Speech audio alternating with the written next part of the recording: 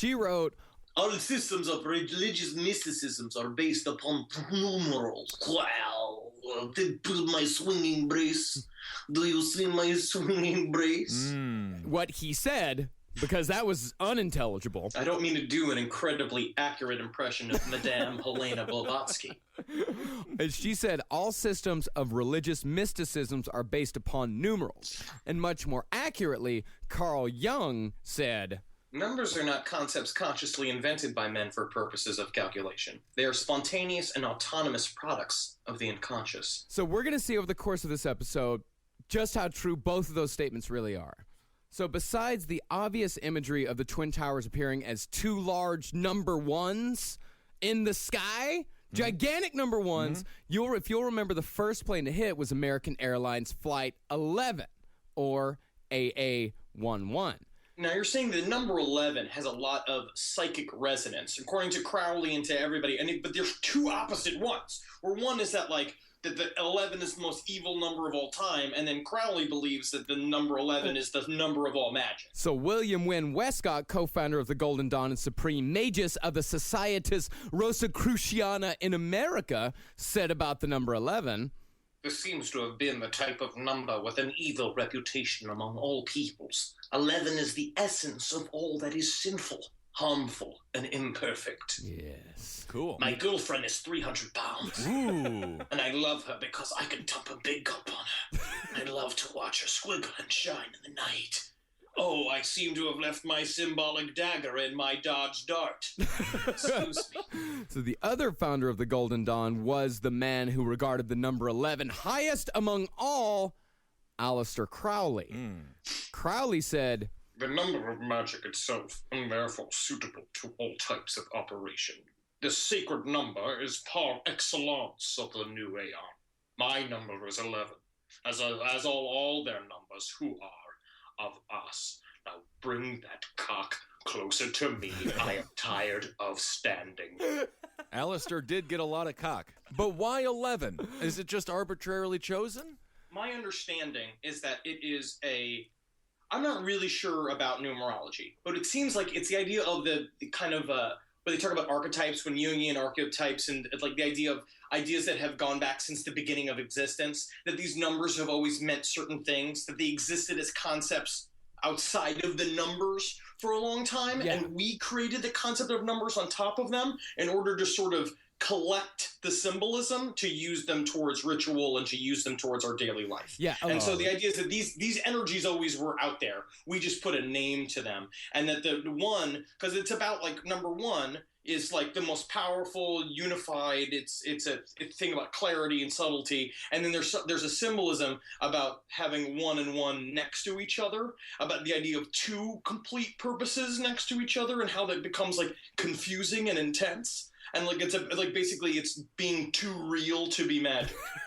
Yeah. The number 11 has been considered evil all the way back to Jewish mysticism, to Kabbalist thought.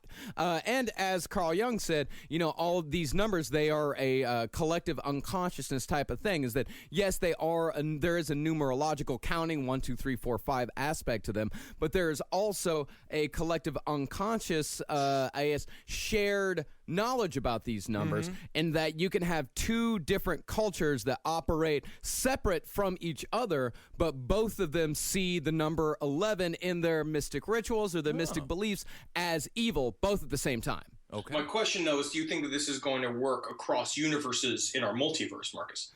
Well, the multiverse, if you start getting into M theory... Exactly, and we start talking about, anthropic principle, talking about black dark matter. Nope. We've got a nerd alert. We've got a nerd alert. Well, Henry, if you talk about the infinite universes theories, that there are some universes in which it does cross over, but other universes in which it does not. Some people use hamburgers to count. That's the only way you should teach a child to count.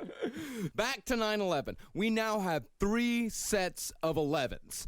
The towers, the flight, and the date. And that's another thing about ritual or about numerology and pairing and all that and numbers, is that 3 is the highest level of numerological magic that you can have.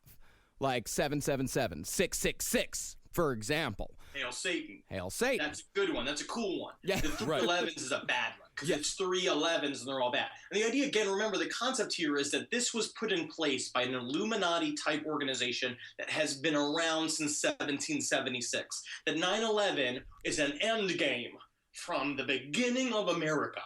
So remember that. Mm-hmm. This is not we could make this podcast today's episode, we could make this episode 240 years long if we wanted to. All right. So when these three sets of 11 came together, the 9/11 mega ritual began, and the repeated use of the number 11 declared to all those in the know the true nature of this event.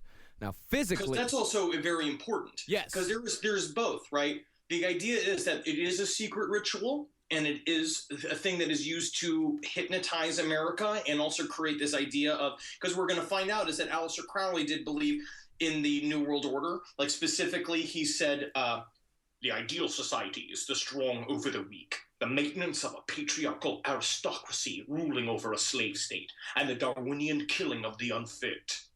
And so his idea was this: the secret ritual is supposed to secretly make the New World Order possibly happen, but also supposed to be highly obvious, so that there's something in the dissonance between the trickery and the trick being right in front of you that's supposed to make you go, that makes you want to like read the TV guide about Will and Grace every day and just be so excited that there's a new Zac Efron fucking DJ movie coming. I am excited. So I just want to clear up, we're the prostitute cow. Is that correct? Dick Cheney's the farmer. Okay. The Iranians are the chicks, Okay. all right?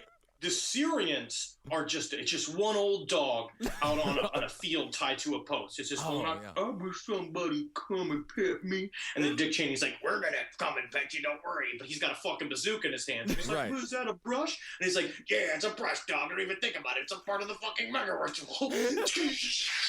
Shoots the fucking missile. Dog just 9/11-2 happens. Right, shockingly accurate. yeah. Yeah, it really was. So physically, the Twin Towers, besides being gigantic 11s, also resembled the Pillars of Hermes, which themselves memorialized the destruction of Atlantis, another once great civilization that was laid low by disaster. Also possibly occupied, if we remember, space Jews, Martians that were ultra light, 7 feet tall people, the Lemurians, we haven't even brought them into this fucking Marcus. Also, Atlantis had nuclear power in the year -25,000, and Aristotle was there. And so was the guys from Quantum Leap. Scott Bakula he has been around also for close to 45,000 years. That makes sense to me. So remember, they resembled the Pillars of Hermes. Hermes was known as the god of trade and commerce and was the patron of roads and boundaries, making the Twin Towers not only sacrificial mega altars, they were also a symbolic boundary between our world and that of the dead. And in addition to that, Homer and Hesiod portrayed Hermes as the author of skilled or deceptive acts, and in the Iliad was said to be, quote, excellent in all the tricks. I am excellent at all the tricks. Oh, you thought you were going to work in your office today. No, you won't. Here it comes. 2 planes are come. Explode your boss. Explode your secretary. I, Hermes, king of the trickeries, I am. So all of these things together, god of commerce, trickster god, all these sorts of things, it made Hermes a fitting psychopomp for the 9/11 mega ritual. Dogmeat, can you explain what psychopomp means? A psychopomp is a person or entity that guides people towards the afterlife, whether it be to heaven, but most likely to hell. Ooh, Good fake answer. That is a real answer. It's got to be a real answer. That's exactly what a psychopomp is. Psychopomp is, I just imagine Jeffrey Dahmer with like a Peter Pan hat on with a big like feathers sticking on the side of it. Him just going like, While like sucking dicks, like this big severed cock. Yeah, clicking his heels everywhere he goes. To be a psychopomp. Oh, you're a psychopomp because we're shills, Marcus. That's right. I am. This whole point is this whole podcast, all 199 episodes of it, has been about fooling people into selling the government's word. You know this. What's you that? know this. Stop lying. What's that, Mr. Obama? Yes, send me a agent that has a faded Sandman tattoo, please. That would be great. Mr. Marcus Parks? Yes, he's the only one. So let's go from the number 11, Hermes, all that sort, to the number 175. Now, this is when it gets really, really interesting. The next plane to hit the towers was United 175. Now, concerning the number 175, Crowley said, There are three main methods of invoking any deity. The first method consists of devotion to the deity. A perfect construction exists in Liber 175. Now bring that engorged, flaccid horde you've got there, because my mouth is empty and I have run out of chewing gum. So you said, it says the first method consists of devotion to that deity, invoking that deity. The instruction exists in Liber 175. Now, who is that deity that was being invoked with United 175, you may ask? The answer lies in Sarasota, Florida, with President George W. Bush as he listened to a group of African-American children. Why are you putting your... Predominantly African-American children. The book, 9/11 is Mass Ritual, made sure to point that out. Yes, it made sure to point that out. But hey, man, you know, while we may be PC here, last podcast on the left, do you think the occultists care about that at all? No. Last podcast on the left is way down with the women's lib movement. We like seeing. I'm glad that women can vote. We're glad the blacks can vote. Yeah. But let me run down real quick. So this is to sort of make sense of the ritual, right? So the idea is you have a flight with the number 11 on it, which makes the 9/11 trifecta. Hit one tower, right? Which knocks one side of the pillar down between the two pillars, right? Flight 175 knocks the other pillar down, right? The pillars of Hermes were supposed to also stand about. The idea is that they were guarding what is in between the gap, which is the mouth between the land of the living and the dead. So the idea is that you're collapsing the gate between that's the symbology. So the gate was actually as important as the gap between the towers. You're crashing it down in order to bring a flood of orgone energy into our reality in order to harness it to both fool America, to believe in the New World Order, and also give us the ability to go into a forever war against terrorism forever in order to also, again, fund the New World Order. Yes. Got that? All I know is at this point, we're the prostitute cow. I'm fully on board with that. So, yes, not only, as Henry says, you know, the pillars of Hermes, they were being taken down, releasing that orgone energy, but it wasn't just it in New York City that this ritual was being performed. Of course, the deity needed to be invoked. Who was charged with invoking that deity? That would be George W. Bush in Sarasota, Florida, being read the infamous story, The Pet Goat. Whoa. Yes. Now remember, Crowley said a perfect instruction exists in Liber 175.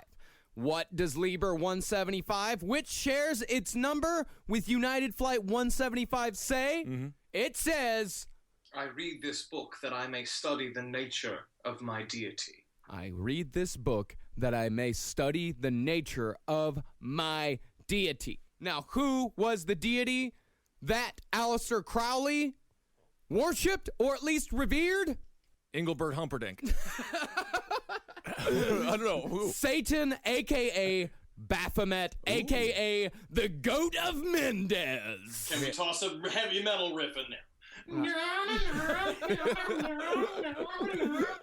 Now, Baphomet is a goat-headed deity with both male and female characteristics who has Mercury's caduceus as its phallic symbol. The caduceus is, the little doctor thing with that swirls around, has the snakes on it? Yeah. Yeah, it has that as its phallic symbol. And by the way, Mercury is a Roman version of Hermes. Boom, boom, boom. Also, but again, this is where Stephen King Bane really fucks up the idea. Baphomet is, again, we are step aside away from the truth for a second and talk about something that's actually real, is that Baphomet is not an evil entity. It's about unity. It's about the male and the female, blah, blah, blah. And these fuckers always take it and try to use it and say it's evil because it looks badass.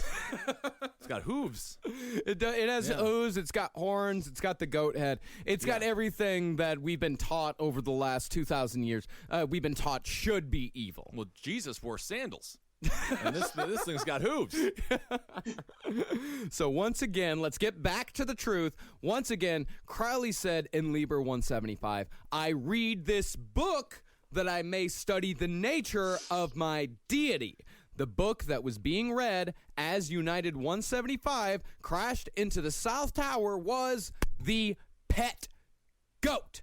Now, while it may appear to the layman that the story is an innocent children's tale about a girl, a goat, and her father, closer inspection reveals that the story is actually an allegory for the acceptance of the Luciferian doctrine. So you gotta check yourself before you fucking wreck yourself. Because no children's book is about the fucking, it's not about saying goodnight to the moon. No. It's not about giving a mouse a cookie. It's always about the Luciferian doctrine. What about the Bernstein Bears? No, that is about how we're living in an alternative universe, and there something happened in 1989 that made the Indigo Children super important for some reason. And the Jews. Well, Amelia Bedelia? I'm gonna let it sit. Let's let it sit. Amelia Bedelia was a very good children's book as well. That taught me how to clean my room and things like that. Of course. So we're gonna go ahead and read The Pet Goat, because I doubt any of you have ever actually heard The Pet Goat. It's a very short story. Yeah. It's very short. But we're gonna read it. Here we go. The Pet Goat, Part 1. A girl got a pet goat. She liked to go running with her pet goat. She played with her pet goat in her house. She played with her pet goat in her fucking yard. The goat did some things that made the girl's dad really mad. The goat ate things. He ate cans and he ate canes. He ate pans and he ate pains. He even ate capes and caps. One day her dad said, "That goat must go. He eats too many things." The girl said, "Dad, if you let the goat stay with us, I will see that he stops eating all those things." Her dad said, "We will try it." So the goat stayed, and the girl made him stop eating cans and canes and caps and capes. Because there's many caps and capes around this house. It's just that Many type of caps household. and capes. They have a graduation ceremony garb warehouse right attached to that. Yeah, they must. But one day, a car robber came to the girl's house. "Ooh, a black man," she said. He saw a big red car near the house and said, "I will steal that car." He ran to the car and started to open the door. The girl and the goat were playing in the backyard. They did not see the car robber. And now, the thrilling conclusion to The Pet Goat. The Pet Goat Part 2. The goat stops the robber. I hope this car robber doesn't rape this girl and this goat. A girl had a pet goat. Her dad had a red car.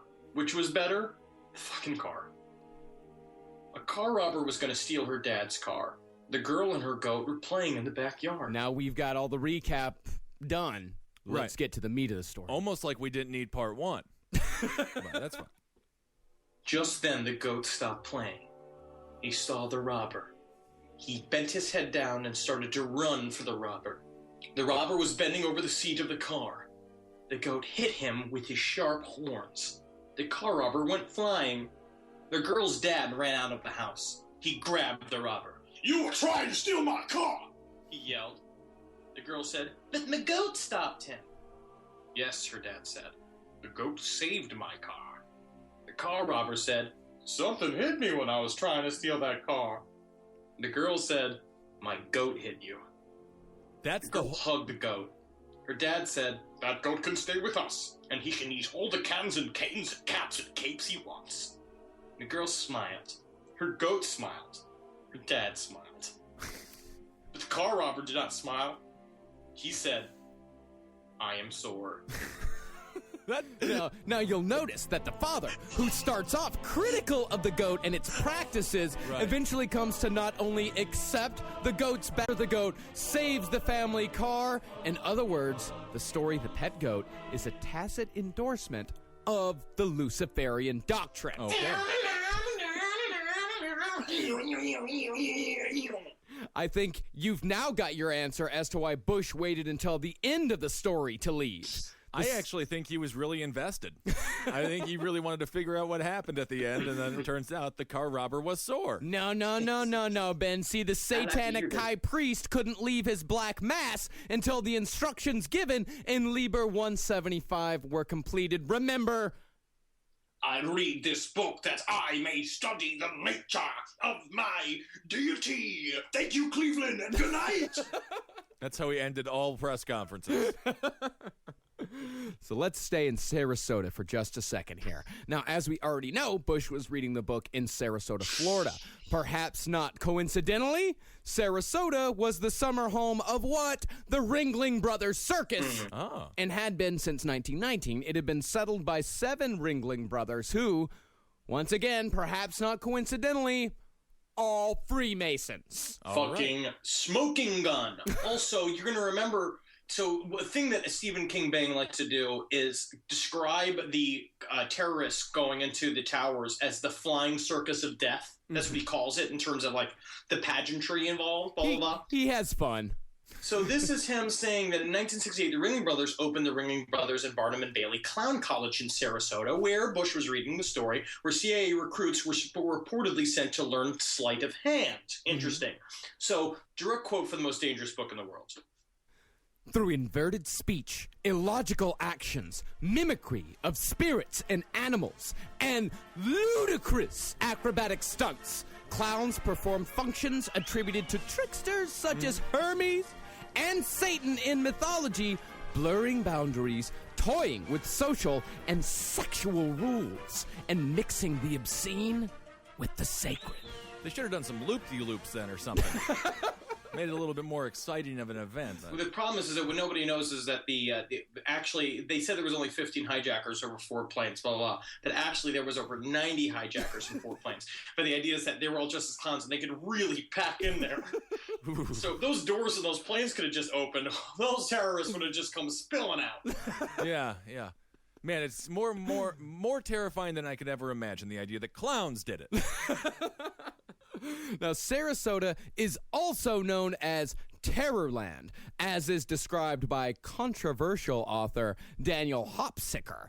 Now, in Terrorland, that is where CIA agents actually allegedly trained the 9/11 hijackers. Sarasota is only 2 hours away from the Everglades, where another secret training facility is located. Could it possibly be, Benjamin, that Terrorland is affiliated with the Hand of Death? I'm gonna say yes just to move on. Yes, it must be. There's no way that it's not. It's gotta be. Henry, they're saying, Henry, that they said that we could go up in the plane ourselves. They said that we just get a knife and we could stab the flight attendants and then fly the plane to the World Trade Center. What do you think about that, Henry? Well, can I rape my retarded cousin in that plane? Well, you never know. There's a lot of room in there. Yeah, that's what nobody really knows, is that 9/11 was actually supposed to happen September 11th, 1983, but they put Henry Lee Lucas and Otis Toole in charge of it, and the whole thing just fell apart. Oh, isn't that facts? Look at that. Another solid last podcast on the left fact. Take that to your history teacher. I will say that to you. I'm going to say that today in class. If you can listen to this while you're in any form of class, tell your teacher that it should have happened in 1983, piloted by Henry Lee Lucas, and say that is truth. And then watch how fast you get kicked out of class and know that for a fact that they are a part of the fucking system, man. Yeah, because that's definitely true. If you ever get any sort of pushback whatsoever for your conspiracy theories, that means that you're telling the truth. And there's a war on Christians. So let's go now to the number 77, Flight 77. Now, besides the fact that Flight 77 struck the Pentagon, which sits on the 77th meridian, is 77 feet tall, and has 7 floors, 77 brings us right back to Aleister Crowley. Now, Crowley's book 77, originally entitled The Book of the Goat, holds the most important phrase in Thelemic thought, and Thelema, of course, was Crowley's, what would you call it, system of magic? Would that be the right term for it, Henry? That was his religion. Yeah, his religion, yeah. Okay. And this, what is in Book 77, is what could be considered to be the general attitude of those who perpetrated the entire mega ritual. Do what thou wilt is the whole of the law. Of course, so do what thou wilt is the whole of the law. Okay. In Thelemic thought, that means you can do whatever you want. Damn any consequence, any sort of ripples that it might have outside of yourself. All that matters is you and what you want. All right. So it's pretty much that these people who do all this stuff, they don't care that they killed 2,997 people, or is it 96? They don't care that they killed that many people. They don't care about the consequences of it killing 1.5 million Iraqis afterwards. And you see the shape of the pentagram, of course, forms the center of a pentagram, long and important occult symbol. So the crashing of 77, do what thou wilt is the whole of the law, into the Pentagon, a symbol used to summon demons or even the devil himself, could be seen as a lock and key to open the gates of hell itself. All right. Yeah, and did it do it, dog meat? You better fucking bet. You better bet all your dog treats that it did. Wow, dog meat's Dog be- meat. cool, dog meat. You're the best. So now let's get to Flight 93. Now, the number 93 is very important in Crowley's Thelemic order. Now, once again, the phrase, do as thou wilt is the whole of the law, comes back, as well as the phrase, love is the law, love under will. The two keywords here are will and love. That's a part of where you're going to see, Leah, we need to do a whole episode about Thelema and all that stuff, but there is definitely, this is Stephen King Baines twisting the concept of do as thou wilt is the whole of the law, because love is a law, love under will. It's supposed to then reverberate back with the idea is that you're supposed to do everything with the guise of love, and then it's all about one big organism and treat people as you would treat yourself. It's not treat people, it's not treat people as you treat yourself, it's treat people as they would treat you. It's this whole thing where it's actually can be sort of nice. It can be nice. So I'm going to put that in there as well. So I should give everybody 3 bagels a day. Is that right? And a half pound of low-fat scallion cream cheese because I'm on a diet. Well, the Thelemic philosophy, it's like a lot of these. It's a very optimistic philosophy because if you treat everyone how they would treat you, if we all follow this, then we will all treat each other fantastically. So I should just go and around. again, it's a lot about ass sex. Yeah, There's a lot of butt sex. Yeah. Yeah, that utopia is all power bottoming. Oh. Yeah. Yeah, my brother's a power bottom. He taught me all about it over some margaritas a couple of Christmases ago. Yep. Merry Christmas. It's just another Kissel Christmas. Just another Kissel Christmas. Can't forget it. Put a towel down. It's almost Christmas time at Kissel's house. Yep. Time to get your power bottom on. So the words will and love in Greek are thelema and agape.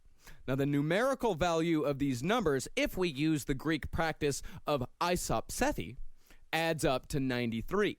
93 is also the standard greeting of Crowleyites, making the crashing of 93 a big hey, how are ya to all the followers of Thelema out there. Hey, everybody, hey! How are you? Hey, is everybody having a good time? Hey, why is everybody screaming?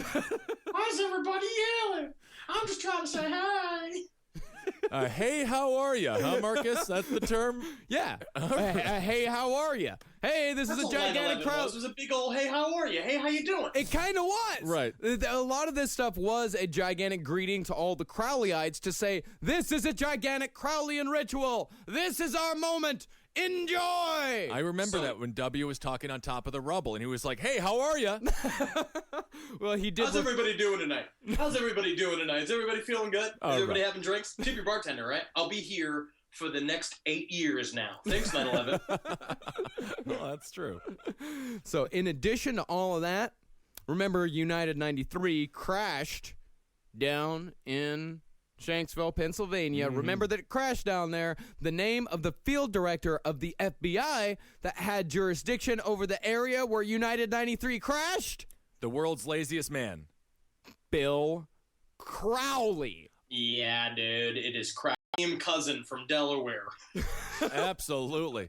I didn't realize. Alistair, me and your aunt were talking, and it just feels like, maybe you could settle down and get like a job or something. I gotta open it over at the accounting firm, just like, but how will I release AOS throughout the use of my shit-covered desert fuck? It's just me and your aunt we're still talking about it, even though you answered that way. We're still talking about letting you into the accounting firm. What a job this guy has. He's FBI director in charge of the fields in Shanksville? No, Pittsburgh. He was out of Pittsburgh, Pennsylvania, but the field was in his jurisdiction. I see. Yeah, they didn't just have him. There's an FBI directors for fields. Hey, man, nepotism. I have no idea. They're putting stupid people everywhere. Of all the fields in America, why does it have to happen in my favorite field? Oh, my God. Also, what's really interesting that Stephen King Bain points out is that Shanksville is also what you could have been called because the terrorists attacked the flight attendants and pilots with shivs, shanks, or box cutters, shanks in prison terms, he said. That he literally said in the book that you could view that the inside of the planes was sort of like Shanksville because of how many times people were getting shanked in there. So that was a joke? That's a joke. I think that was him making a funny little line. Well, it's not Stephen King Bain's joke. He said that a key component of the occultist is dark humor. Yes, because he's saying like, ha ha, they must think that is so hilarious, don't they? Oh, I see. So they're kind of being punny with it too. It's a hey, how are you? And then they followed it up with a good pun. You know what is really interesting too, but it's the way he paints the Illuminati is how I imagine it. It's a lot of like hearty evil chuckling while you're sitting like drinking snifters of sherry, like in a weird old British house, going like, would you even believe that there was a town even called Shanksville? When we saw it on the map, we're like, this is it. This is fucking hilarious. So now let's talk about Korean Airlines Flight 85. Now you might be asking, what the fuck is Korean Airlines Flight 85? What does that have to do with anything? Can I ask that? What the fuck with Korean Flight 85? What does that have to do with anything? No, Flight 85 was one of the flights in the air on the way to New York City when the planes hit. It was directed to land at White Horse International Airport in the Yukon. This is where one Mr. Ozzy Osbourne comes into play. Whoa. Sharon, where are my pills? Well, Sharon, where are my... They said I'm supposed to be a part of 9/11. That's Crowley. Mr. Crowley! The only thing that works on him anymore is his voice. But you remember, because the idea is that weren't they supposed to do the thing, like Flight 85 was supposed to ping the code for being hijacked, correct? Yeah. It went out there, it was pinging the code for being hijacked. It did not know why. It got a director to do it, and it was sent up to the Yukon.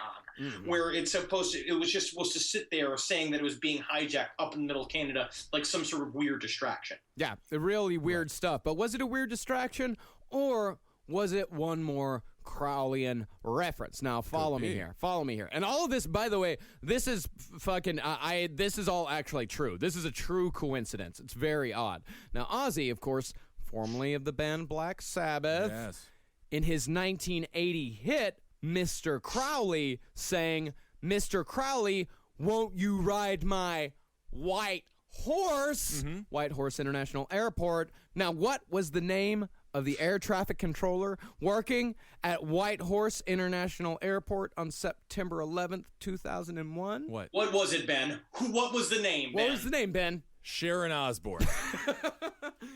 Tim Crowley.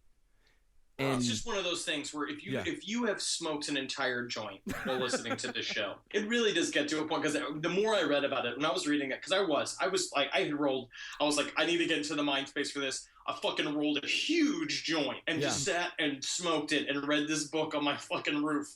And I was like, every time I was just like, damn, man. Every time Crowley popped up, I was like, man, fucking Crowley's at it again, man. That's very true. And Howard Stern, the lawyer who killed Anna Nicole Smith, I think Sharon Osbourne is slowly killing Ozzy Osbourne. I just want to make that clear. I want to throw it out there. She's drugging him. If she's slowly killing Ozzy Osbourne, it's been a fucking long-ass process. Well, he refuses. 67 years old. Dude, they've been married. Refuses to die. They've been married since like 1982. Yeah. Very controversial.